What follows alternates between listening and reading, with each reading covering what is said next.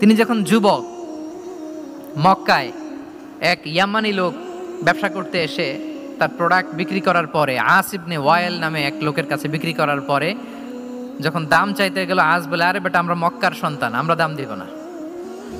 তো সে ভাবলো হয়তো আমার সাথে ঠাট্টা করেছে, হজের মৌসুম যাক, বেচাকেনা শেষ করে যাওয়ার পথে দামটা নিয়ে যাব। সে ফেরার দিন আবার গেল যে আমার তো জিনিসের দামটা আপনি দিলেন না। সে বলে, আমরা এই ভূখণ্ডের মালিক, আমরা দাম দেই না, এটা তো বড় জুলুম। সে কান্নাকাটি শুরু করলো। তার এই কান্নাকাটি দেখে আল্লাহ রাসূল সাল্লাল্লাহু আলাইহি ওয়াসাল্লাম ওনার চাচা জুবাইর ইবনে আব্দুল মুত্তালিব সহ ইয়াং স্টার যারা আছে, দ্য ইয়ুথ অফ মক্কা, তাদের সবাইকে নিয়ে একটা সোসাইটি করলেন। এই যে আমরা হালাফুল ফুদুলের নাম শুনি না, যেটা বাংলায় আমরা কি বলি, হিলফুল ফুজুল, এই নামে তো অনেক সংগঠন আছে বাংলাদেশে। কি বলেন, যুবকরা কোনো সংগঠন করলে কমনলি এই নামটা পছন্দ করে, হিলফুল ফুজুল। আসলে এটার মূল নাম ছিল হালাফুল মুত্তাইয়িবিন। তিব মানে হচ্ছে রং। রাসূল সাল্লাল্লাহু আলাইহি ওয়াসাল্লাম সবাই মিলে, তখন জাহিলি যুগে একটা কালচার ছিল, বালতি ভর্তি রঙের ভেতরে হাত ঢুকিয়ে দিত, দিয়ে এই রং সমেত হাতটা তারা পাথরের মধ্যে লাগাতো, সবার হাত ওইখানে দিত। মানে আমরা হাতে হাত রেখে কমিটেড, আমরা ঐক্যবদ্ধ হলাম। সেখান থেকে হয়েছে হালাফুল মুত্তাইয়িবিন থেকে হালাফুল ফুদুল। ওনারা বলল যে না, আমরা সবাই থাকবো মাআল মাজলুমি দিদ্দা যালিম, আমরা মজলুমের পক্ষে থাকবো, জালিমের বিপক্ষে থাকবো। এবং যেই প্রতিজ্ঞা ওই কাজ, সবাই মিলে আস ইবনে ওয়াইলকে ধরলো, তার কাছ থেকে টাকা আদায় করে ওই ইয়ামানি ব্যবসায়ীর কাছে পৌঁছে দিয়ে তিনি মাজলুমকে সহায়তা করেছেন। সুবহানাল্লাহ। এবং এই টেন্ডেন্সি, এই জুলুম, চাঁদাবাজি যেগুলো ছিল মক্কার জমিনে, রাসূল সাল্লাল্লাহু আলাইহি ওয়াসাল্লাম এই সোশ্যাল রিফর্মের মাধ্যমে এটাকে সংস্কার করেছেন। তাহলে এই যে রিফর্ম সেন্ট্রিক আমাদের হইতে হবে।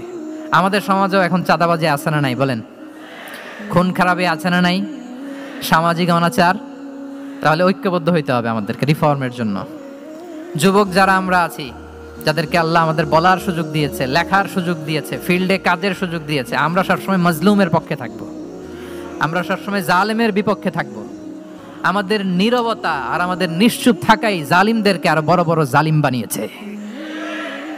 এজন্য নাহনু মাআল মাজলুম দিদ্দা যালিম, এটা হচ্ছে আমাদের স্লোগান। আমরা কাদের সাথে? মজলুমের সাথে। আওয়াজ করে বলেন, কার সাথে? ইত্তাকু দাওয়াতাল মাজলুম। রাসূল সাল্লাল্লাহু আলাইহি ওয়াসাল্লাম বলেন, তোমরা মাজলুমের কান্নাকে ভয় করো, কেননা মাজলুমের কান্না আর আল্লাহর মাঝে কোনো ফারাক থাকে না, কোনো পর্দা থাকে না, বদদোয়া করলেই কবুল হয়ে যায়। তাহলে এভাবে রাসূলুল্লাহ সাল্লাল্লাহু আলাইহি ওয়া আলিহি ওয়াসাল্লাম তিনি সোশ্যাল রিফর্ম করেছেন। আমরা যদি ওনার পলিটিক্যাল রিফর্মের দিকে তাকাই, তাহলে দেখব যে আমরা যদি কনস্টিটিউশন অফ মদিনার কথা বলি, মদিনার কনস্টিটিউশন, এটা কিন্তু রাসূল সাল্লাল্লাহু আলাইহি ওয়াসাল্লাম করেছেন। মদিনা চার্টার, এত চমৎকার চার্টার পৃথিবী আর দেখেনি। ওইটা থেকেই এখন সব গোটা বিশ্বের সংবিধান। এই যে আমাদের সংবিধান সংস্কার কমিশন আছে না একটা, নিশ্চয়ই তারা ওইটা থেকে অনেক বেনিফিটেড হতে পারবেন। আমাদের যে মদিনা চার্টার, রাসূল সাল্লাল্লাহু আলাইহি ওয়াসাল্লাম নিজে করা, এবং এটা একটা ইনক্লুসিভ চার্টার ছিল। মুসলিম, পেগানস, জুইশ, সব ধর্মের মানুষকে নিয়ে তিনি মদিনাতে ওয়ান উম্মা ঘোষণা দিয়েছিলেন। One Umma, we are one উম্মা। হোক তুমি পেগান মুশরিক, হোক তুমি জুইশ মানে ইহুদি, হোক তুমি মুসলিম, তুমি যেই ধর্মের হও না কেন, মদিনাকে রক্ষা করতে যে আমরা সবাই মিলে উম্মা ওয়াহেদা, আমরা সবাই মিলে কি উম্মা ওয়াহেদা। পৃথিবীর অনেক দেশ এই আইডিওলজিকে ধারণ করে হু হু করে এগিয়ে গিয়েছে। মালয়েশিয়াতে 3টা রেস, আমি তো প্রায় এক যুগ ওখানে, আমার 2টা ডিগ্রি ওখান থেকে, মাস্টার্স পিএইচডি। আমি কাছ থেকে তাদেরকে দেখার সুযোগ পেয়েছি। ওখানে মালয়রা আছে, তামিলরা আছে, চাইনিজরা আছে, 3 জাতি মিলে ওদের স্লোগান হচ্ছে সাতু মালয়েশিয়া। মালয় ভাষায় সাতু মানে হচ্ছে ওয়ান, মালয় ভাষায় সাতু মানে কি ওয়ান। সাতু মালয়েশিয়া মানে আমরা হতে পারি চাইনিজ, হতে পারি তামিল, কিংবা হতে পারি মালয় ভূমিপুত্রা, কিন্তু সবাই মিলে দেশের স্বার্থে আমরা সবাই কি এক। এটাই লাগবে আমাদের নতুন বাংলাদেশে। জুলাই আপরাইজিং এর পরে আমাদের এই ঐক্যবদ্ধ থাকার বাংলাদেশ আমরা চাই কি চাই না বলেন? সাম্রাজ্যবাদকে রুখে দিতে, যে কোনো ষড়যন্ত্রকে রুখে দিতে ঐক্যবদ্ধ থাকার কোনো বিকল্প নাই, ঠিক কিনা বলেন? ঐক্যবদ্ধ থাকতে হবে আমাদেরকে, যেটা রাসূলুল্লাহ সাল্লাল্লাহু আলাইহি ওয়া আলিহি ওয়াসাল্লাম মদিনা চার্টারে আমাদেরকে শিখিয়েছেন যে আমরা ওয়ান উম্মাহ। তাহলে খারাপ নাম দেখলে চেঞ্জ করতেন, সমাজে খারাপ কিছু দেখলে সংঘবদ্ধ হয়ে তার বিরুদ্ধে দাঁড়াতেন। পলিটিক্যাল রিফর্ম করেছেন ওয়ান উম্মাহ গঠনের মধ্য দিয়ে। ফিনান্সিয়াল রিফর্ম যদি বলি, শুধু financial reforms by Prophet Muhammad peace be upon him, এটা নিয়ে লম্বা কথা বলা যেতে পারে। শুধু একটা উদাহরণ দিয়ে শেষ করি। বিদায় হজের ভাষণে উনি সুদকে চিরতরে কবরস্থ করেছেন, সুদকে চিরতরে কবরস্থ করেছেন। এবং এটা অন্যের জন্য না, নিজের ঘর দিয়ে শুরু করেছেন। উনি বলেছেন যে এই হানাহানি রক্তপাত এটা বন্ধ, আমার গোত্রের একটা এরকম রক্তের দাবি আছে, এটা আমি শেষ ঘোষণা করলাম। এরপর বললেন যে সুদ কবর দিলাম, অন্য জায়গা থেকে না, আমার পরিবার থেকে। রাসূল ইসলামের চাচা স্বয়ং আব্বাস রাদিয়াল্লাহু তাআলা আনহুর অনেক সুদের ট্রানজ্যাকশন ছিল, ইন্টারেস্ট, সুদের ব্যবসা ছিল। রাসূল সাল্লাল্লাহু আলাইহি ওয়াসাল্লাম বললেন আজকে থেকে এই সুদ আমি চিরতরে মাটির নিচে কবর দিয়ে দিলাম। আল্লাহু আকবার। দেখেন সোশ্যাল রিফর্ম।